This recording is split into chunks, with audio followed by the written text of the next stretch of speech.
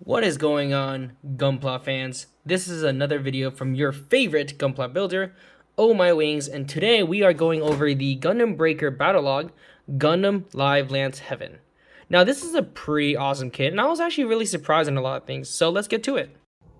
Oh my. Okay, for the first things we're going to be going over is always the box. You know how we do it. We always look at the box. Now, I want to say, and I want to give huge props to Bandai for doing this and making really good artwork for all the Gundam Breaker Battlogue kits so far. Like, the artwork is usually what kind of attracts the person in buying the kit. Obviously, the kit is obviously the priority, but the artwork is a huge bonus, and it's really, really nice. And the design, and as well as the art, it's really good.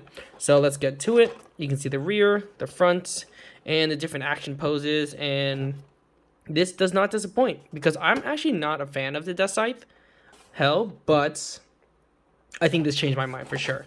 So we look at the side of it, and you can see the different customizations. As mentioned, you can use the Helios as well as the nope, that's about it, just the Helios on here, but I'm pretty sure you can use all the other parts too. So it was giving you some, like, you know, I guess different ideas of what you can do with it. And so far, just my thoughts on the show as well as I guess the ones on YouTube, the shorts. Villain is very trash. It's a terrible villain. I'm not really digging it, but the show's alright. It's enjoyable for like 8 to 6 minutes of my time. Mainly, it's supposed to be 8, but I don't know why this week was like 7, which was kind of weird, or 6 minutes and 57 seconds. You can check that on my TikTok. So that was really weird, but, you know, overall, I mean, they're short, so I can't really say much about it, but it's not what I'm really into, but I'll watch it anyways, because, you know, why not? So we're gonna go straight to the manual. The manual, obviously, super nice manual, great art, and as mentioned, this is super detailed, with the kit, obviously, and everything. And obviously the pilot Toma Eisen is also from the Gundam Breaker mobile game. I think his kit before was the code something, so it's like the G cell phone, which is really nice, which I'm surprised they didn't put that one in, but that one was really cool, and I didn't even know they had this here, so that's cool to have this detail. So as we open here are some of the runners they have. This part was really cool because I really liked the glitter part behind it. That was really nice. Stickers, not so much. I used about like 1 or 2 stickers. You'll see shortly. So this one is from the Gundam Death Scythe Hell, and as well as the Gundam Versago, which I didn't really see much HG of it, or I guess I didn't see which part it was, but I'm sure it's probably like the head or something. I actually don't know, but if you know, you can definitely put in the comments below. So here's some of the poses, the color guide, and here is the manual. And here's some more customizations you can do with the Helios. Well, I guess it's the same one in the box earlier, but, you know, bigger frame. So, overall, same thing as usual.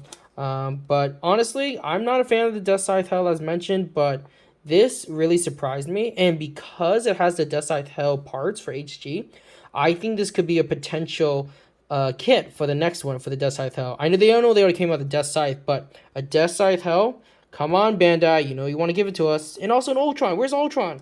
I like how they go with the customized first before they even do the originals. But, oh, apparently it has a zero system. Pretty cool. Alright. Not bad at all. But, yeah, this is really cool, the manual. So let's go over the runners. So, as mentioned in the runners, we have the glitter lance, live lance weapon. The lance weapon, I guess. But this was really pretty. I really like the glitter part of it. And here we go.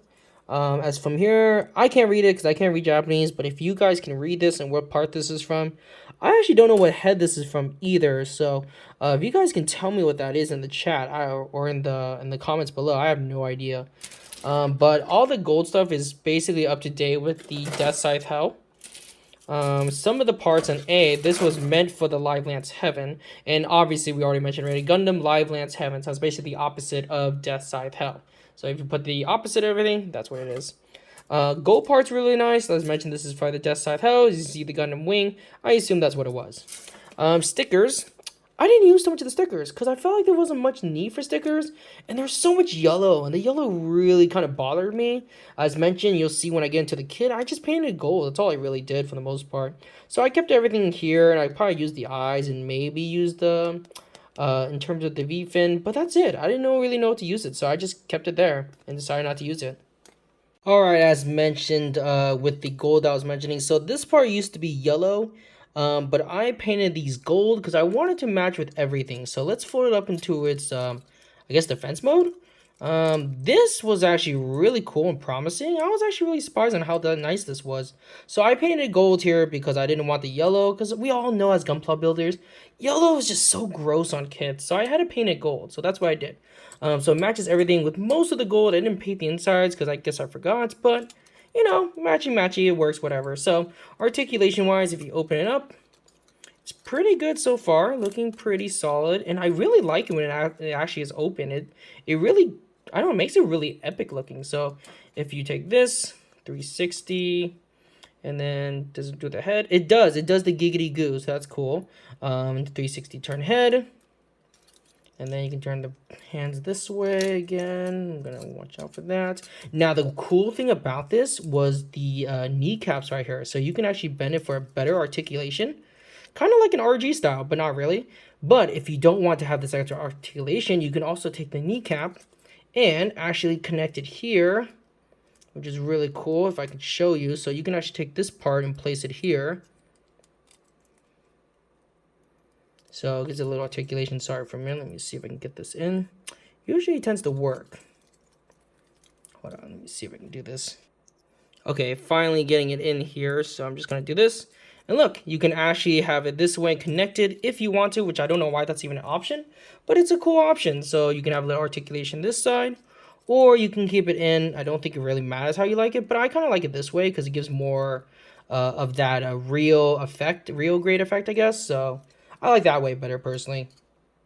And now posing wise, this is pretty good in terms of posing and articulation here. So as I mentioned, you can actually pull the waist to go bend all the way down this way. So as you can see, it gives a little more bendy, and I guess it's able to move around a little more. Waist seems to be okay, so it's connected here. So you can actually bend the waist this way.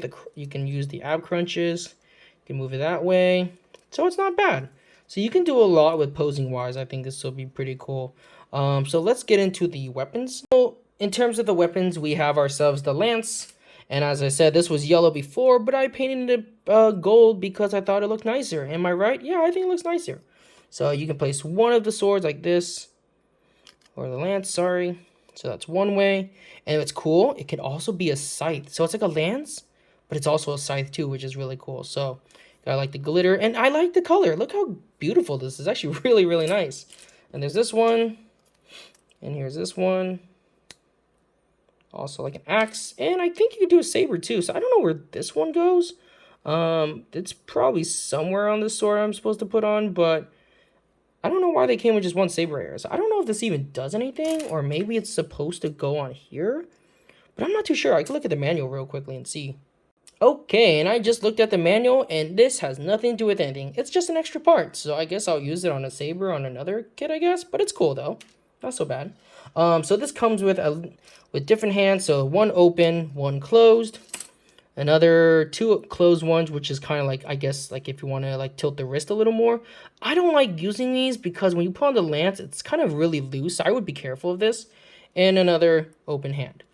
So I will show you what I mean by that. So if you place the saber in here, I feel like the joints is kind of loose, as you can see here. So be careful putting the lance in and like posing it, because depending what pose you do, it could automatically fall off. But we'll test it out. We'll test out this theory as I place this in. So you place like this. So it's a little loose, and as you can see, it's kind of like falling off a little bit, or it's kind of like loosey-loosey. So you can tell it's like super loose. Look how fast that is. So yeah, see, that's what I mean. It's like super loose. So I would be careful of that, or I guess you can put like a little bit of cement glue, or to keep it more intact. But yeah, let's get into posing. So if you're just posing just like this could actually work if you decided to leave it like this, but still, I would be careful in terms of putting in front. So if I were to put this in front, it's kind of loose like that. So that's kind of like one of the biggest issues I have with this kit, was how loose this hand could be when holding on to the lance. So I don't know if it's because it's just the hand I got, but it's pretty loose, and I don't know, I was not a fan of it on how this worked. But I mean, the look is still pretty awesome. And so posing in there with another stand, it seems to be pretty majestic, pretty epic. I wish they can cross more of the legs there, but I know it's an HG kit, so I don't think it's as advanced as the Wing Zero Custom Verca. But overall, it stands pretty well with the Tamashi stand. It stands pretty well. And like I said, the articulation, if you wanted to pose it a certain way, it looks a little better. It's not bad. And like I said, it looks pretty epic. I like the way it looks so far. So this is definitely, I would say, I'm going to have to say this is definitely one of my top 3 favorites. And I was really surprised on it because, again, like I said, I'm not a huge fan of the Death Scythe Hell. But this is a great kit. This is actually better than I expected. Now, of course, it has its flaws with the hand and everything, but everything else looks good. Like, it's just really epic, and I really like how this thing really turned out. So overall, but here's a question I think you guys were all been asking: does the backpack fit with the Death Scythe, the one that came out in 2019? Let's test the theory out. And so, comparing the two of the Death Scythe and Livelance Heaven. Death Scythe is a little shorter, but it does have the same legs a little bit, so you have the same articulation for the legs. That's pretty much it. I guess you can say that's kind of similar. The hands are obviously way more up to date in the Death Scythe because now you can see it's holding the scythe pretty well. But let's try out the backpack and see if it fits with the Death Scythe. And it looks like my theory goes correct. You can actually place the same backpack on the back and it fits perfectly. And look, it looks like I made myself a Death Scythe Hell. Look at that, I saved money. I guess what you can do is you can technically you can just paint the Livelance Heaven backpack wings and just turn it black like the same colors, and it can be a Death Scythe Hell. So yeah, to my theory, this actually worked. And of course, this is what it looks like when it's opened. And oh, that's my bad. It looks really cool. Like, if I had another Livelance Heaven, if I wanted to customize to a Death Scythe Hell, you can actually do it. And it looks really cool, actually. So I'm actually really surprised on how this turned out. So overall, I think this is definitely one of my top 3 favorites. Again, like I said, it really shocked me on how good this kit was. Like I said, the hand was probably an issue, but that's something you can fix. So over my thoughts and what I really like this kit. This is a really great kit, so if you're able to get yourself a Livelance Heaven, I highly recommend getting it. It's really cool, super epic, great posing. If you want to get a kit of your own, you can get it at your local Target, and I think they're actually coming out in the hobby shops now, so you can actually get one at a hobby shop. But if you like this video, you can like and subscribe below. Comment if you have any questions on it, or any comments or anything that I missed. So let me know if I missed anything. Comment below. And if you like Twitch, we're also on Twitch from Sundays, Mondays, Wednesdays, Thursdays, and Fridays. So yeah, join us on Twitch. We'll be there playing PSO2, building, and Valorant. So yeah, if you like this video, like, subscribe below, and thanks for watching.